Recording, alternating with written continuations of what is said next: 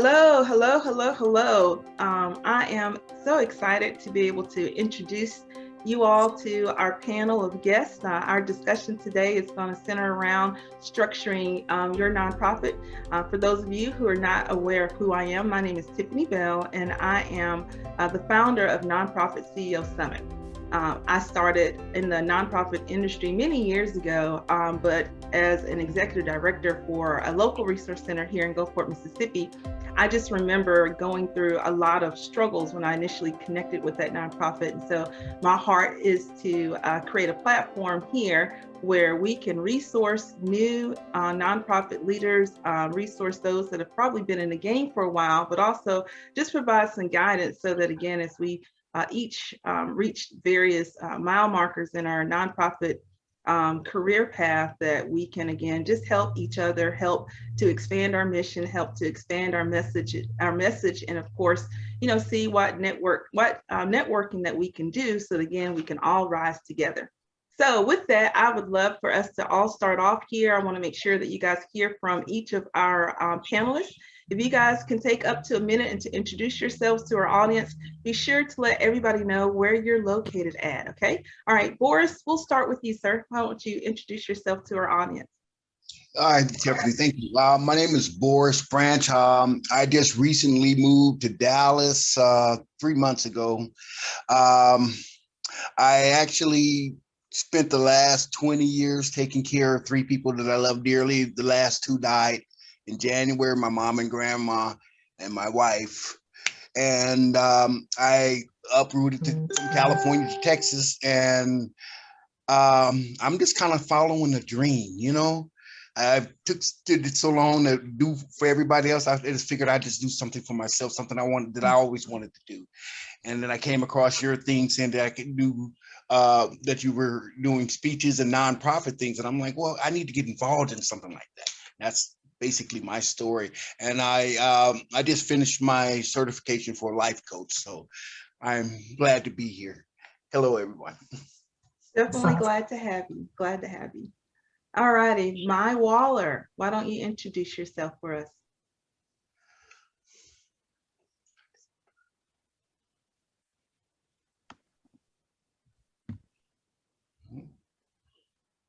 Mai, there you go. I was muted. Lord. That's okay. We've all done it. We've all done it. Again. All right. Well, my name is Mai Waller, and I am from St. Petersburg, Florida, but I'm currently in Greensboro, North Carolina. I've been here for about 5 years. In November, it'll make it 5 years. I had my first child when I moved to Greensboro, North Carolina. Actually, I got pregnant with him.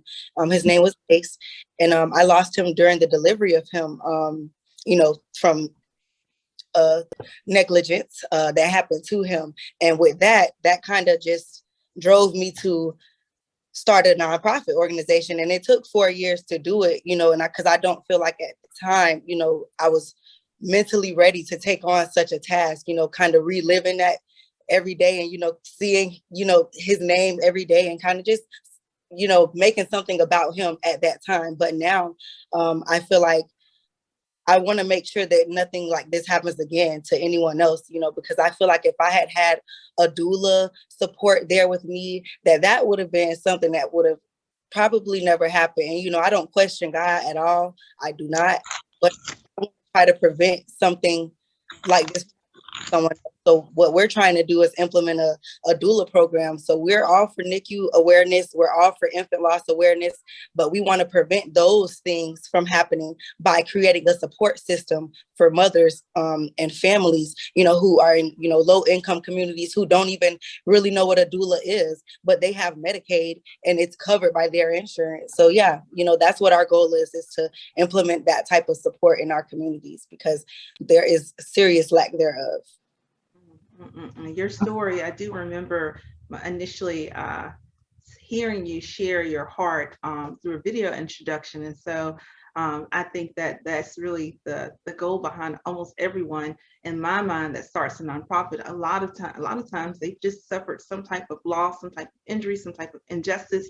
And I love the fact that you are not just letting that die, saying, like, you are very intentional to take your experience and use it in a way to be able to equip and empower others. So thank you so much for what you're doing. Thank you.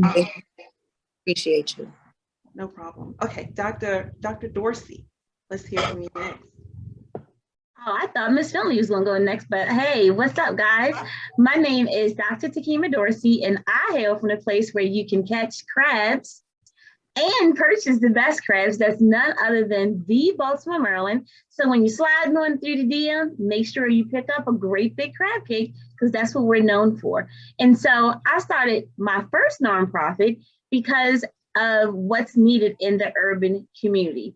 In the heart of the urban market is none other than the urban community. In the heart of the urban community is none other than family. So there were a lack of resources. And if you know anything about the urban market, you kind of already know those barriers: transportation, health inequality, educational inequality, financial inequality, poverty.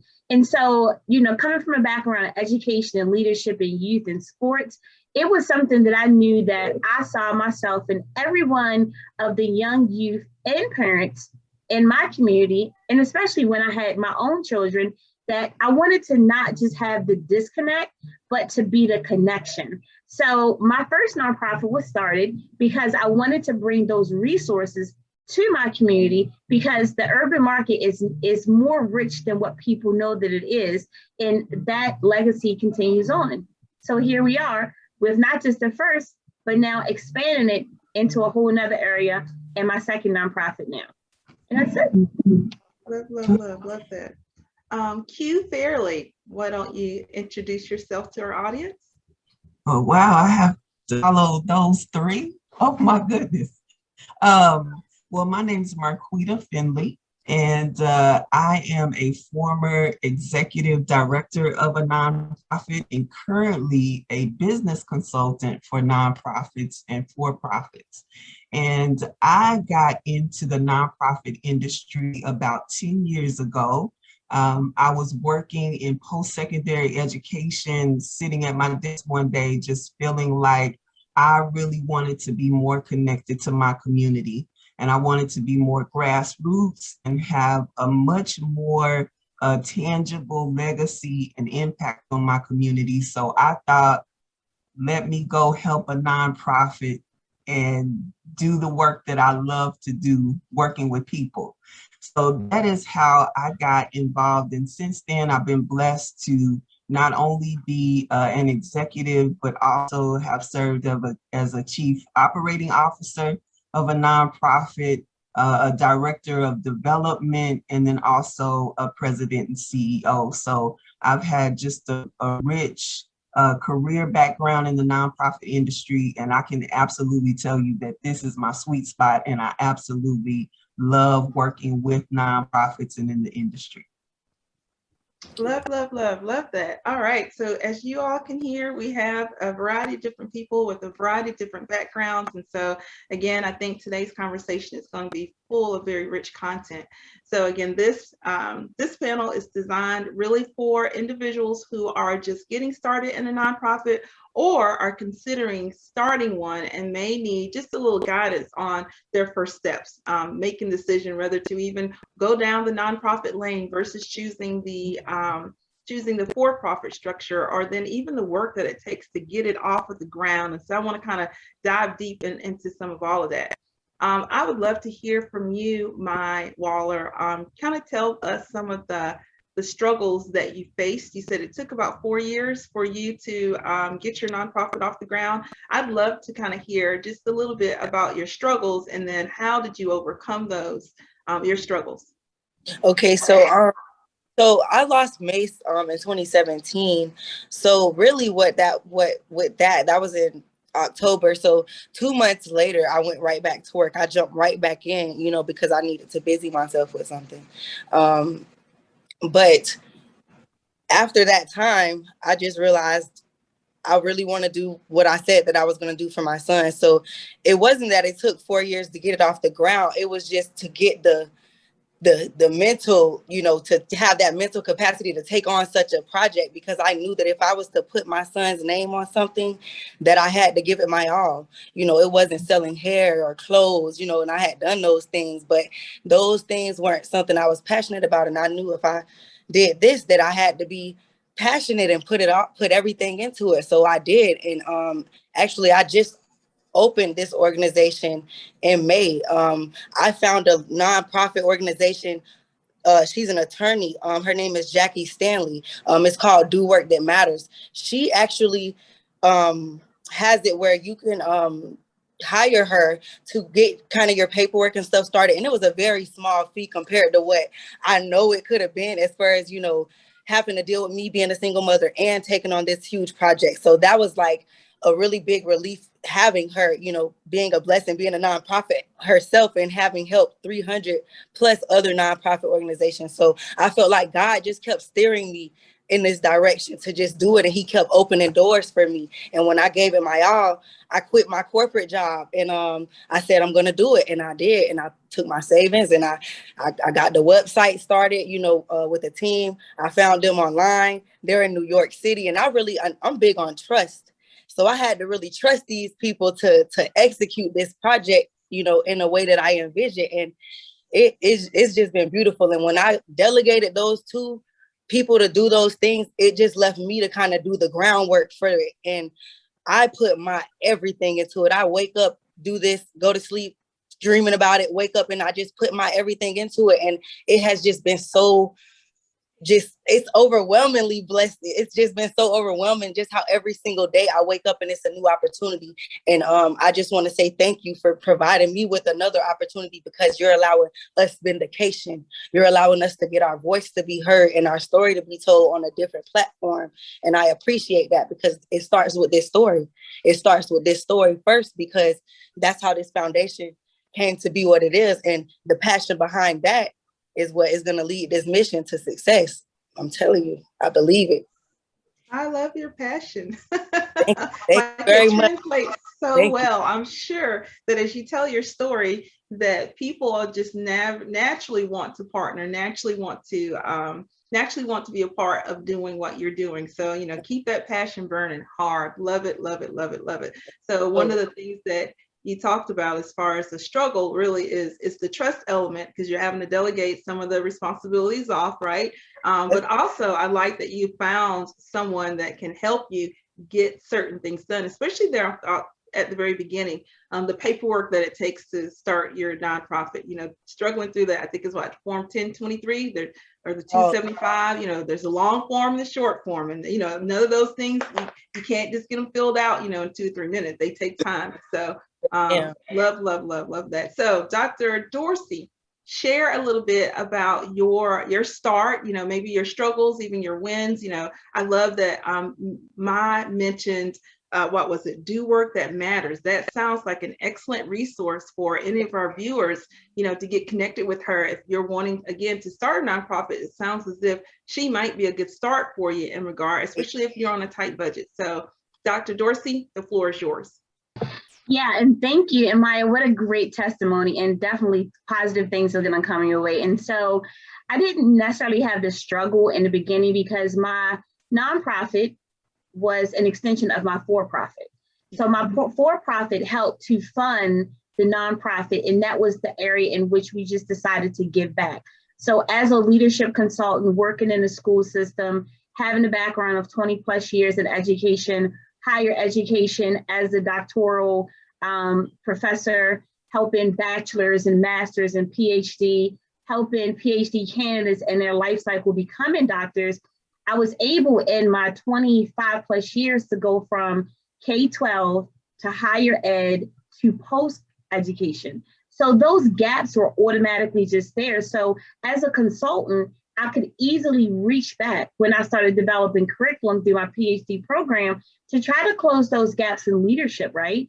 Because when I was going through my PhD program, there was only leadership pilot programs on the high school level. There weren't any at that time on the middle school level, and none on the elementary. So I wanted to actually set out to see if it could be done, which was teaching leadership training and development for elementary and middle school age. And what we know in the world is that when you set out to teach, you end up learning. So I became the student of the culture, right? And so in the midst of that, we knew what we were doing from a consulting standpoint, but we really needed to start an effort that would bring all embodiments together where we could get the support and the resources outside of not just knowing what our passion was and our targeted niche, but how to really add that value proposition to our targeted audience, which remain the urban community. And so being able to launch the for-profit side, the nonprofit side, it allowed us to understand the resources and really bring the community together in ways that from a holistic systemic standpoint is needed, because in most communities, it's such a disconnect, right? There are so many individuals that are working in competition versus in collaboration. And so when our nonprofit was originally started, we wanted to be able to have that collaboration versus the competition so that we could all bring the resources that our targeted audience needed, which remained the urban market. And so some of the things that, it wasn't a problem with the paperwork or even the funding or the mission, but it was really honing in on that value proposition and understanding how to adequately market it, right? Because when you're thinking about education, you pretty much think K-12. But when you're thinking about the post-secondary, and higher education, when you're thinking about all the loopholes that's going through, when you're thinking about and learning all of the barriers that are actually within a community, it didn't cause us to take a step back, but it opened our eyes.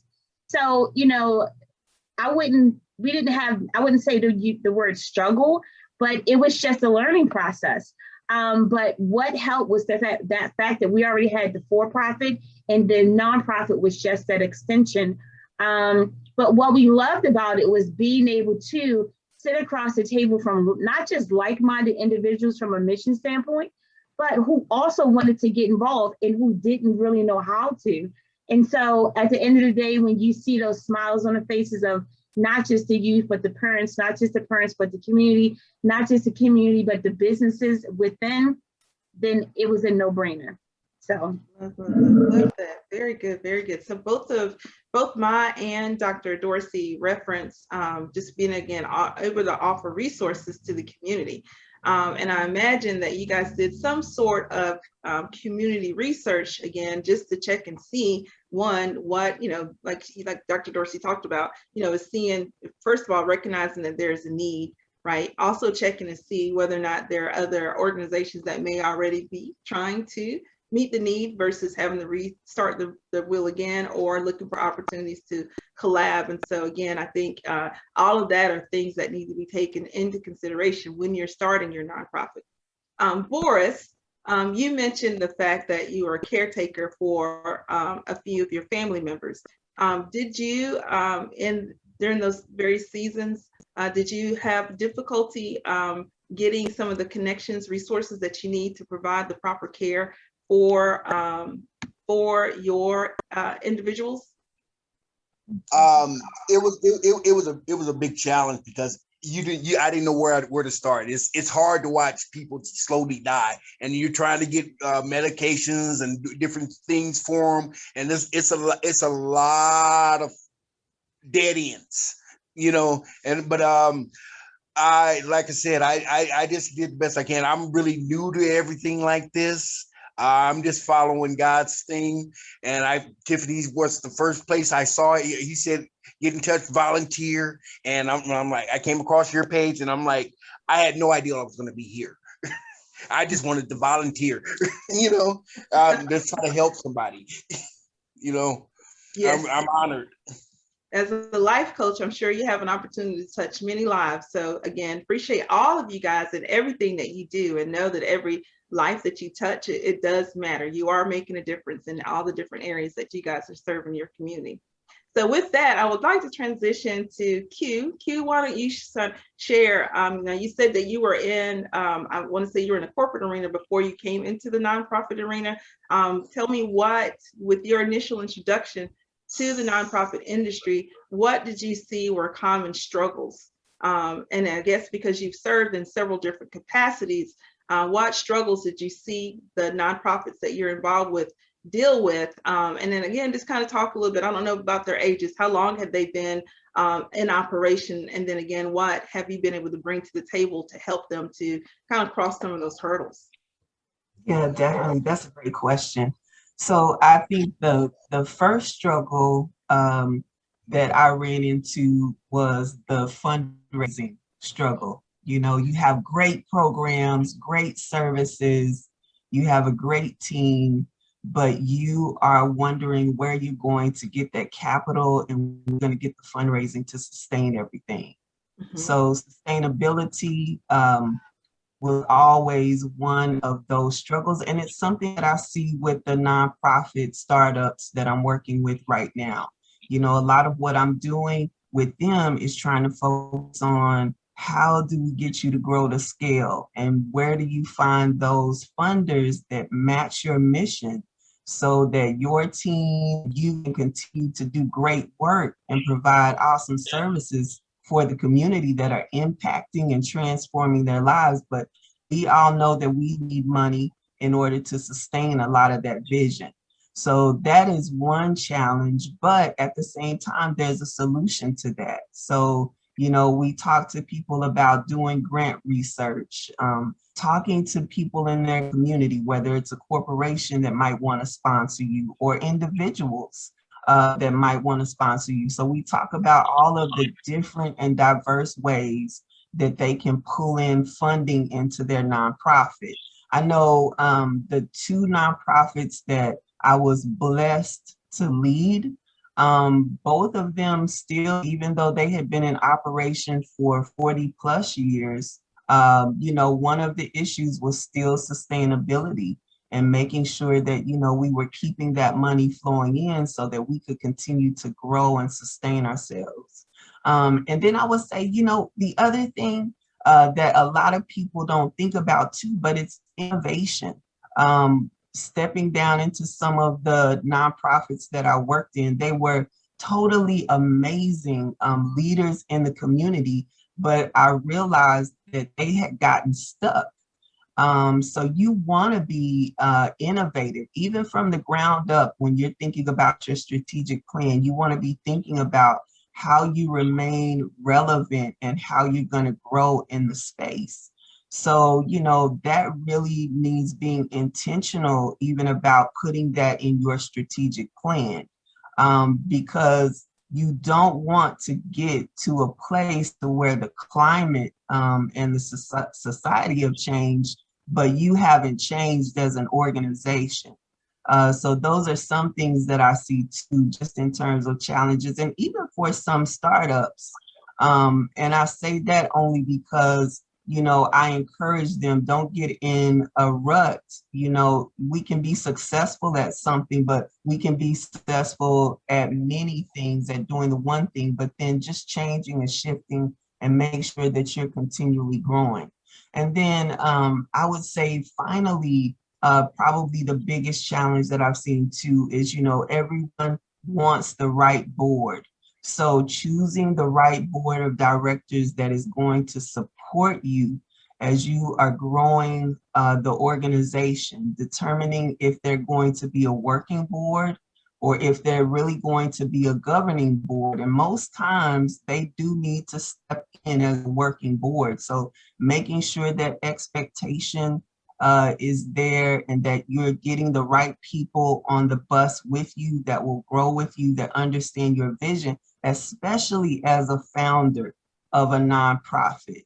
You want the right people that can help you move that mission forward and advance it. Because at the end of the day, everything that we're talking about, there are people on the other end of our missions that will be impacted by the work that we do. And so it's just important that we do that work effectively so that we can get to blessing people.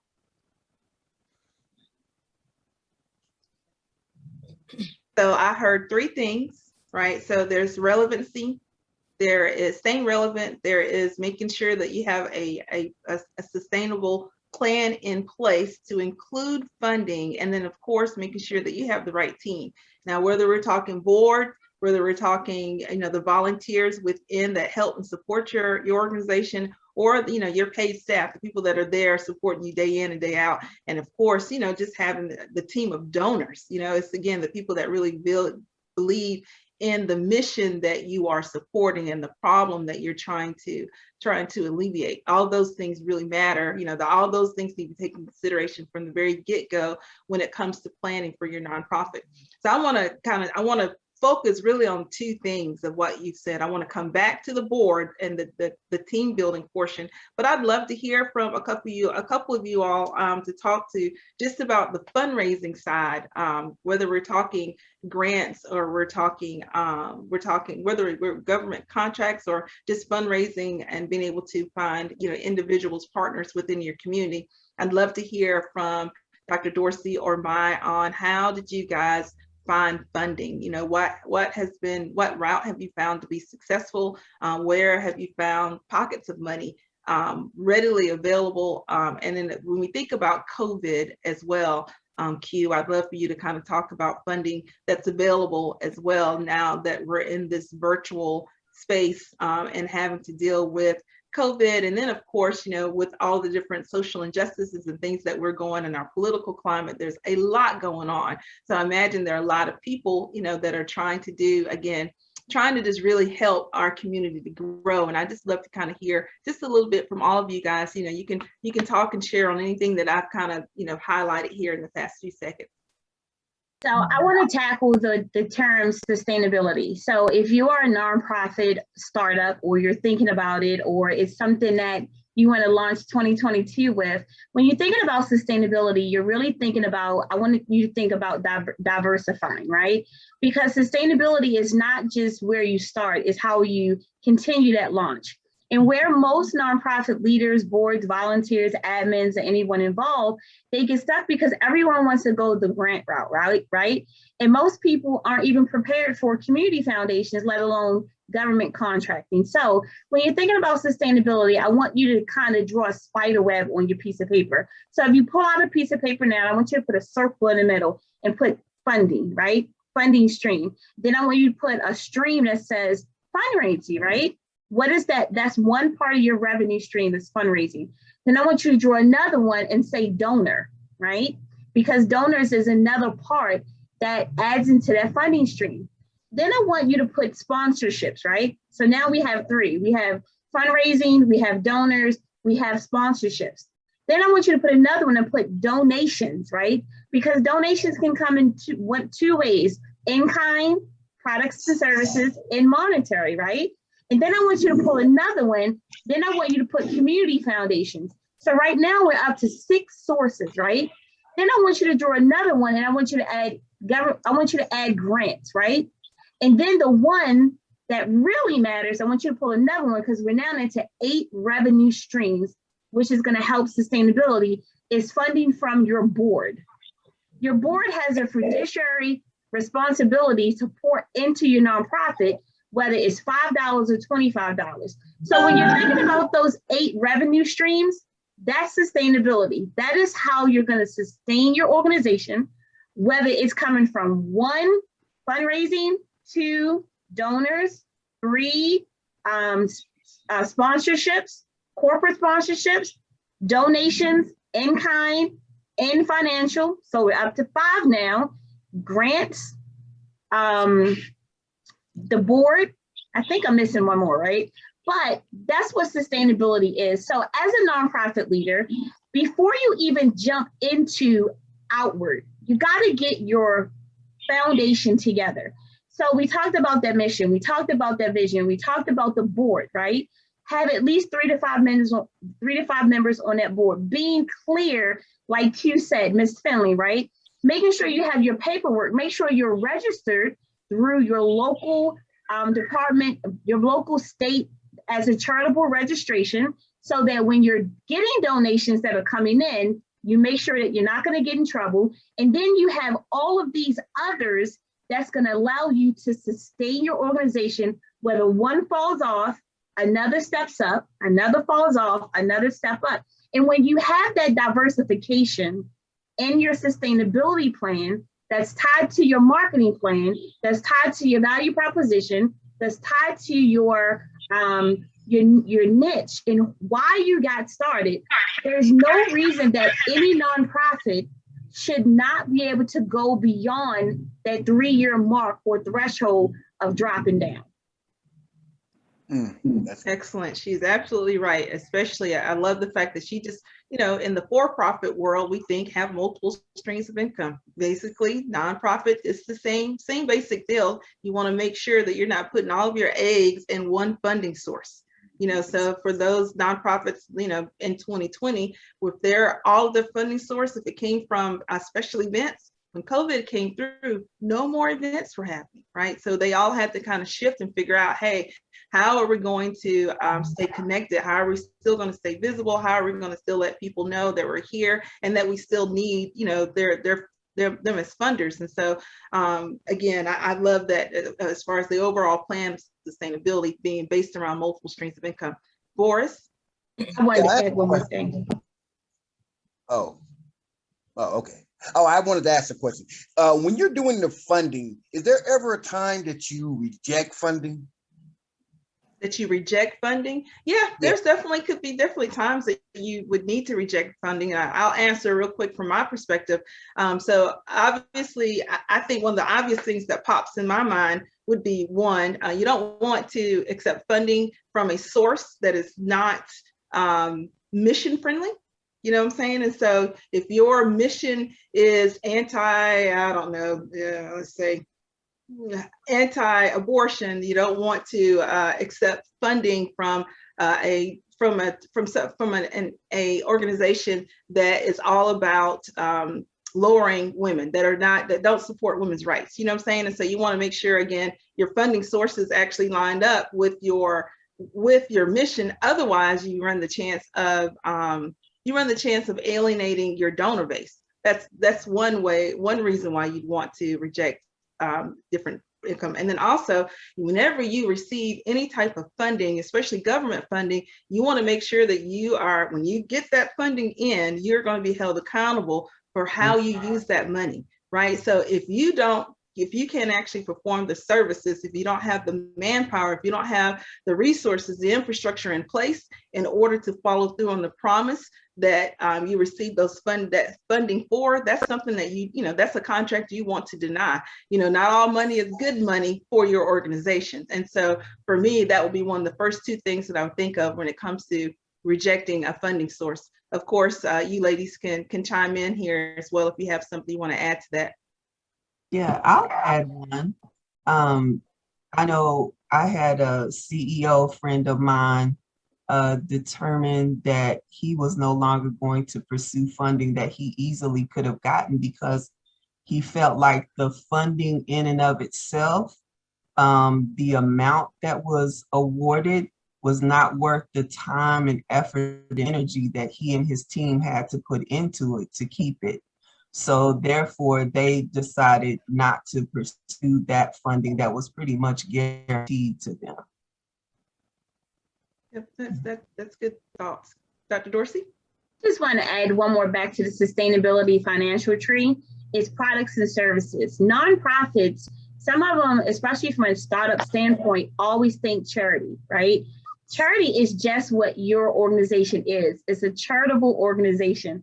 It doesn't mean that you give away all of your nooks and crannies. You can actually have a for-profit side through your products and services and programs where you charge a fee, a nominal fee. And even if the fundraising or the donors or the sponsors or the grants don't come through, if you're charging a fee, it's allowing some money to come through that would help either sustain that program that you're working on, or at least have a kitty saved for technology or website development fees and things such as that. And everything that you guys mentioned in terms of not accepting funding or turning it down is absolutely on. And the biggest thing, Tiff, what you were talking about is making sure that not only that you go after funding, but you actually have the right personnel in place, right? And one of the areas where nonprofit leaders or startups go wrong is that we fail to do program descriptions of people that we're looking for, whether it's volunteer, admin, intern, right? Really take the time to identify what position you have and put it in writing. And that is part of your marketing plan, right? That's part of your business plan that you're in, part of your logic plan that you come up with, having those descriptions of the key personnel that you need in place. So if it is at any time that you're having a conversation with a Tiff Bell, right, or Marquita Finley, or Miss Waller, or Boris Branch, and say, hey, I'm looking for board members, or hey, I'm looking for interns, instead of scrambling, you have it right then and there to at least have or to share. And so I wanted to just add that as well. Very good, very good. Mai, is there anything else that you would like to add based on the things that we've talked about a little bit so far? Just about sustainability, and just, well, me being so new, that's my main thing right now. That's why I did the delegating that I did, because I knew that they couldn't do that part for me. You know, no one can tell my story like me.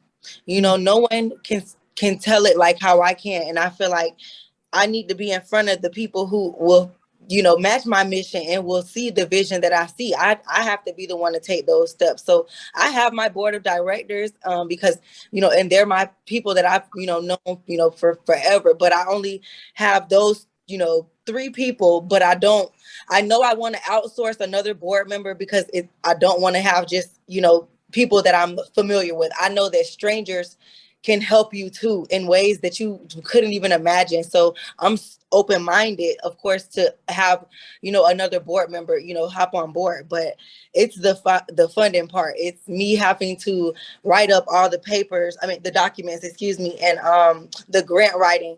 I'm starting to you know, start the grant writing part of it. I've, you know, sent my sponsorship letters out and stuff like that. But I just haven't gotten to the grant part of it yet. But I know that I will eventually get there. But I know that list that I wrote down from Dr. Dorsey was 100% right. Like, she is 100% right with the multiple streams of income. You have to have those. And I realized that, and I prepared myself. I already did like research and stuff before I just jumped headfirst into this, because I needed to make sure that I was going to be able to sustain it in every way, mentally, physically, financially, in every way, you know. And I feel like I've done everything. I just need to get to the funding part of it, you know, and we're getting there. I have a partnership with the state of Florida, actually the Department of Health in Pinellas County, which is where I'm from, St. Petersburg. And they found me, you know, and that was from my story getting put out, you know, on I Love the Bird, when they covered my story. And I was just blown away. So they offered to give me any resources that I would need, and I would just give them referrals. You know, I would consult, you know, for them in that way. And I don't mind that. I don't, because I have St. Pete, you know, kind of in the chokehold. You know, I'm from there, you know, and I know a lot about the demographics, just the area, period, you know, and I can really give them what they need to keep their organization flowing. And then they can also in turn, was touched on earlier, the collaboration. That's where I'm at with it, is collaborating, because I actually quoted that, what Dr. Dorsey said about collaboration, not competition. That is so true. That's so true, because you don't get anywhere if your mission is the same.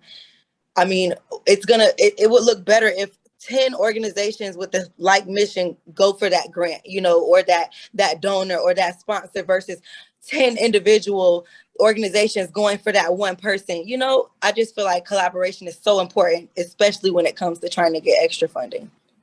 So when I think of collaboration, and actually when I think of funding and collaboration together, you know, I have found my experience has been a lot of times people are willing to give and willing to partner with me based upon the relationships that I formed with them.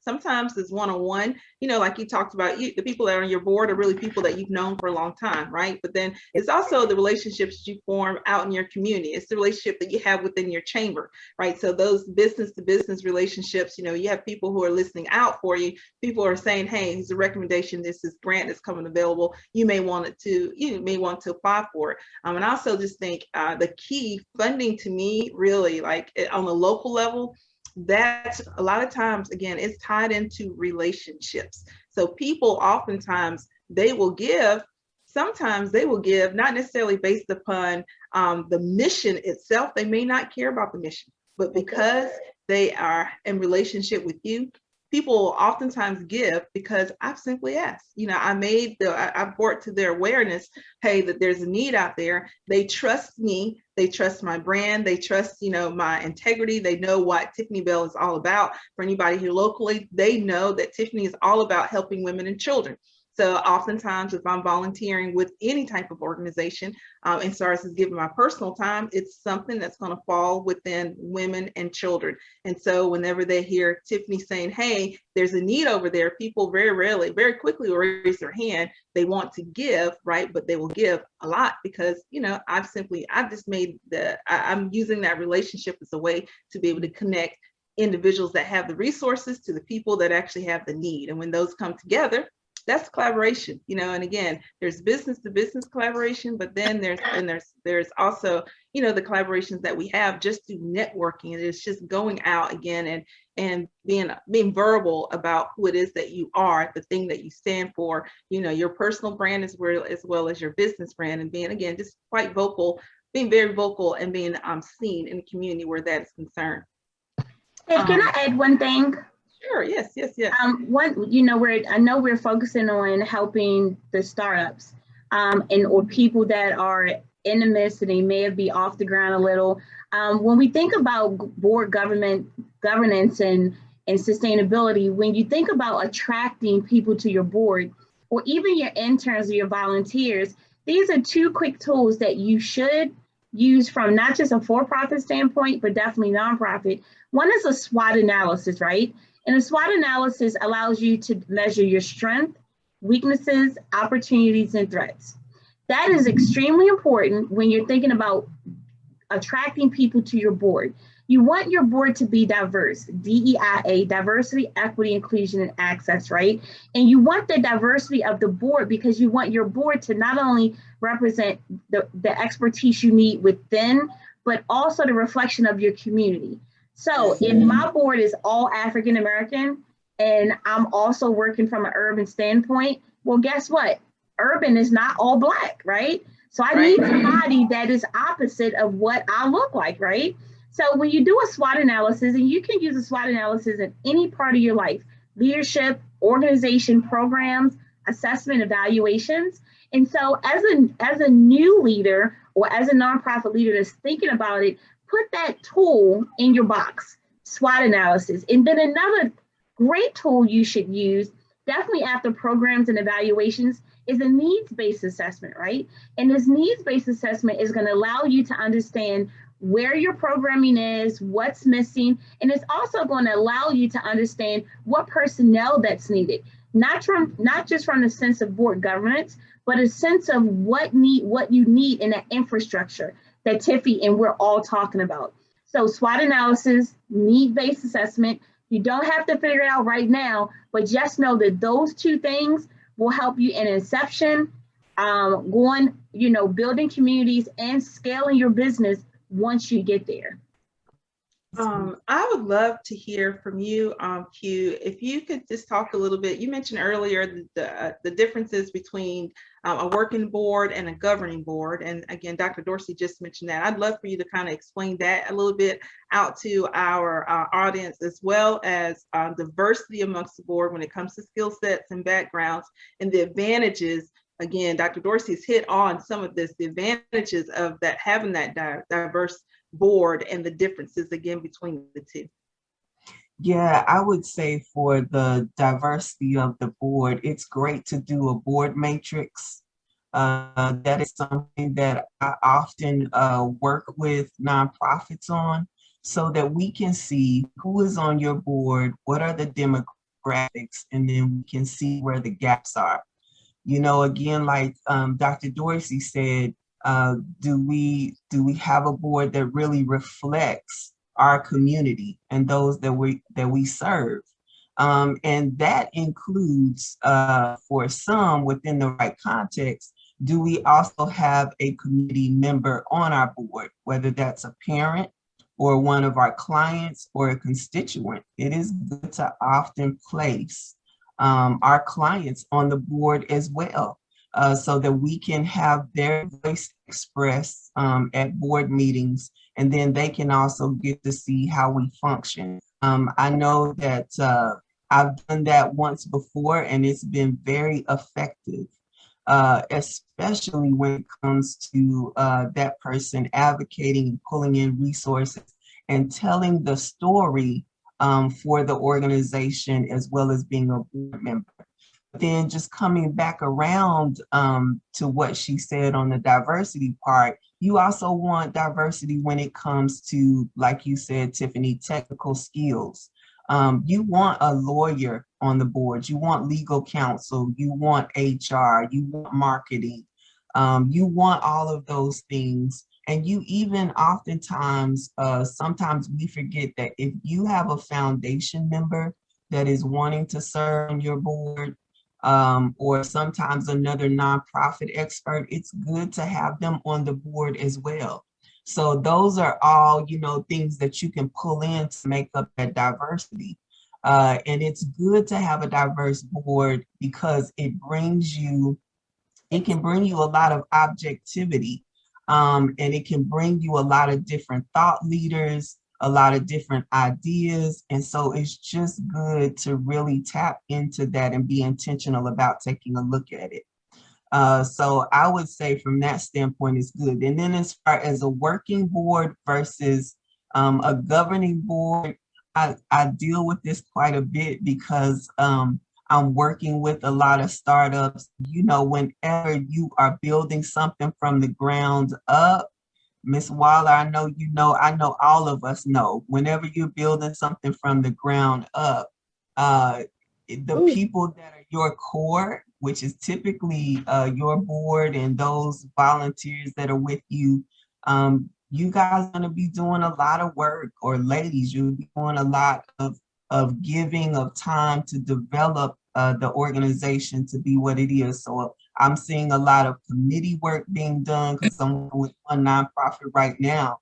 And, the boards just said we are a working board. And so, we are in there working with the founder to build the infrastructure, lay the infrastructure so that at some point in time, we can get to being a governing board, which a governing board is more of one where they're coming in, they're making key decisions, they're supporting the executive director, the president and CE, but you have a team or volunteers that are doing more of the day-to-day work.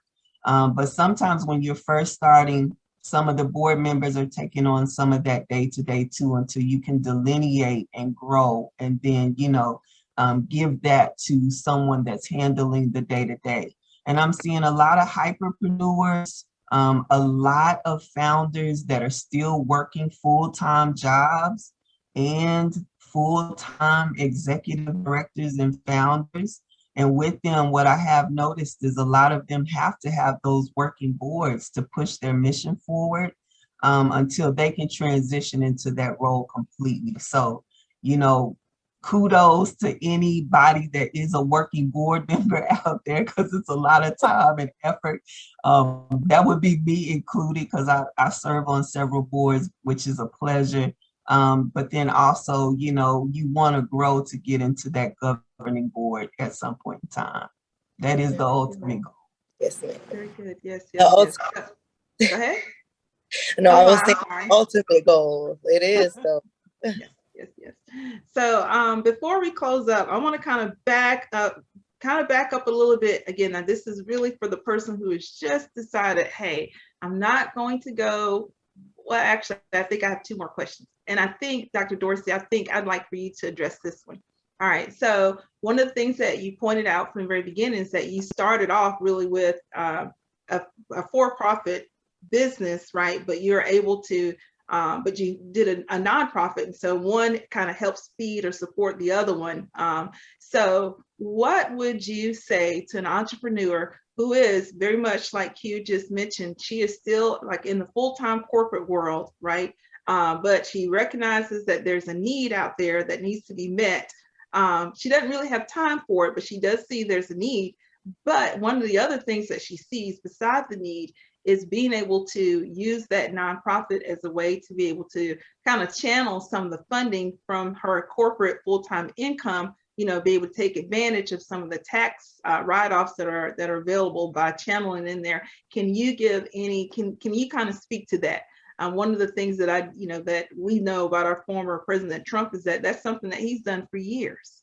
But there are very few people that are actually aware of what that process looks like, what are the advantages, what are the disadvantages, and then how do you actually do that and stay above board and be honest in your dealings. I'd love for you to kind of speak to that. And of course, if anybody here, if you can talk to that, I'd just love to kind of hear, I'd love for you guys to kind of touch on that for a bit for our audience.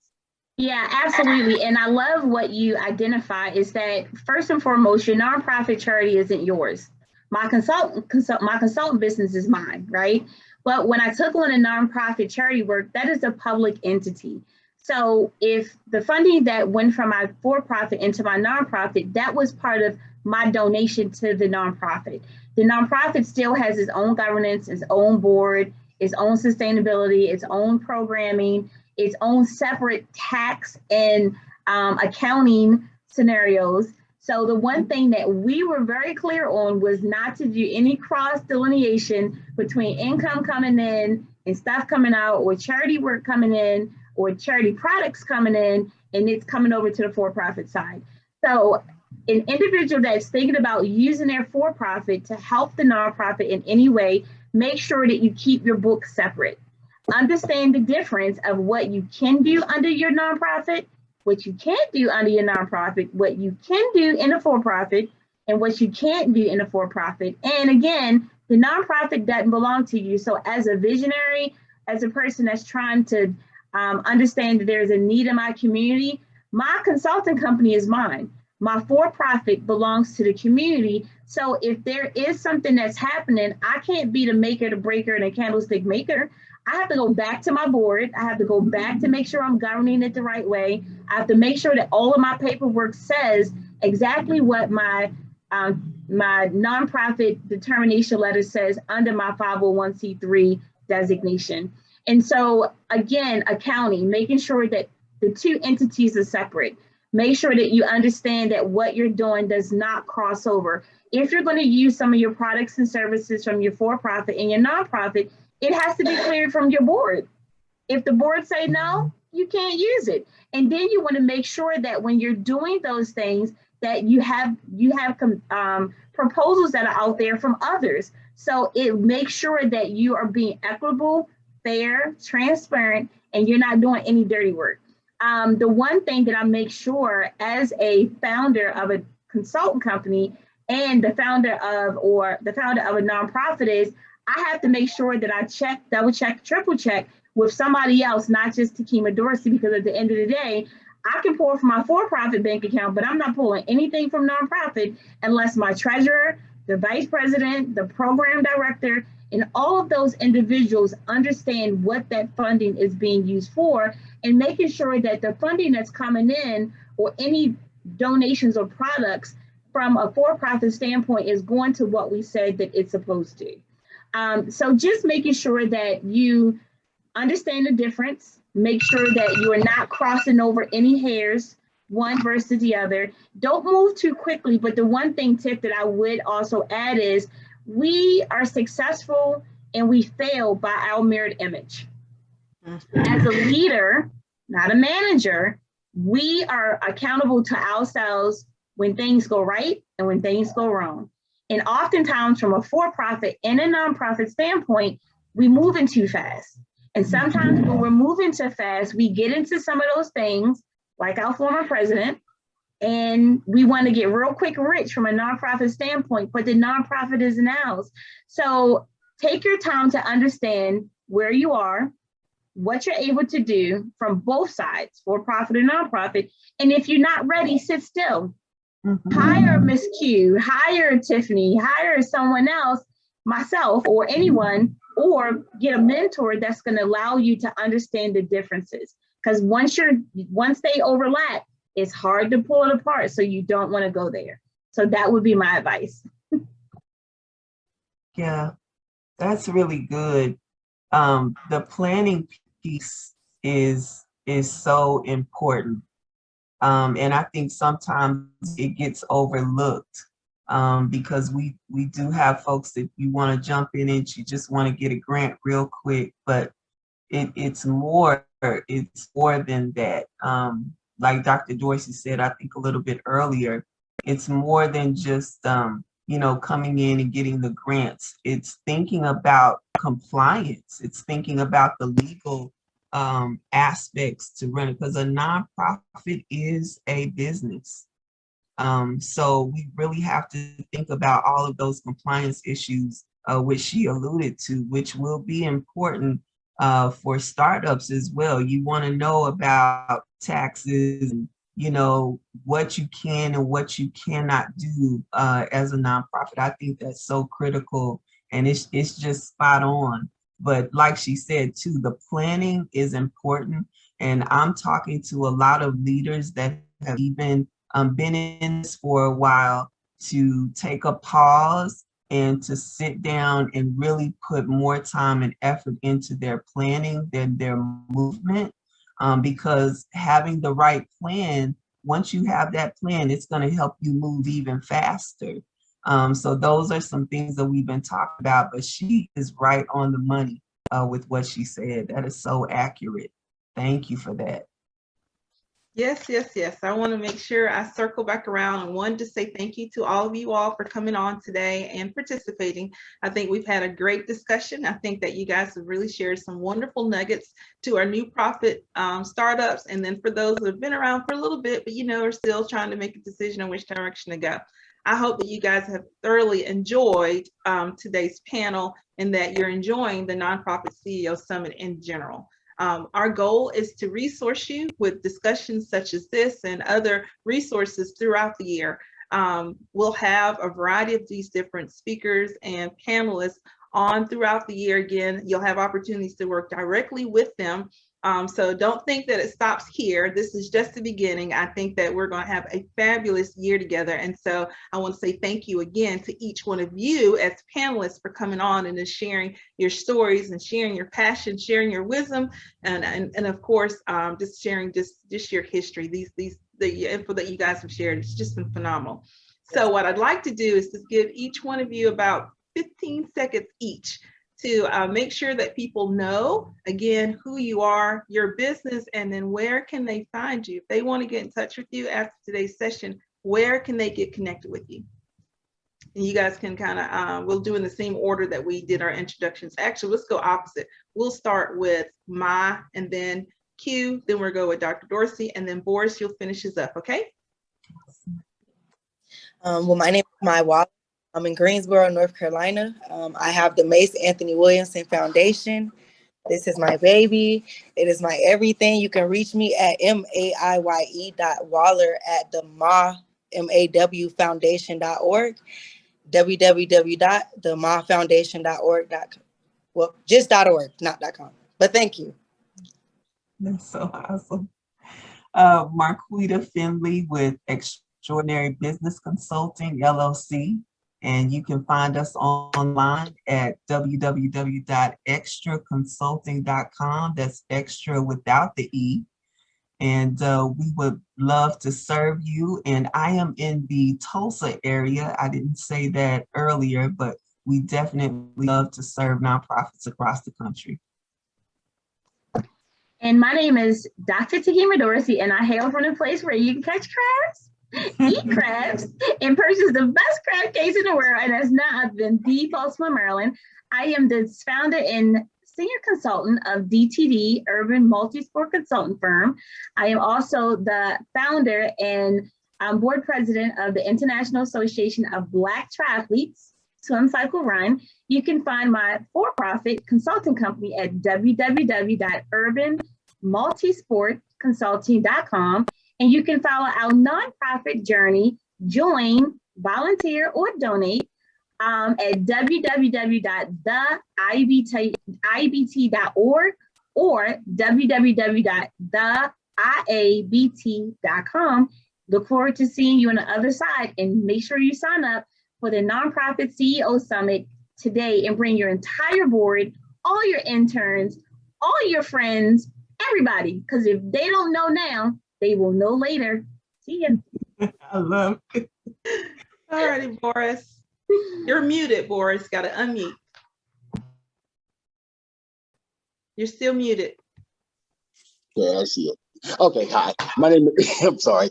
My name is Boris Branch. I'm with At Your Service Life Coaching Services. My email address is prayalone, that's PREYALONE 59 @yahoo.com. I'm in the Dallas area. Thank you guys for being here.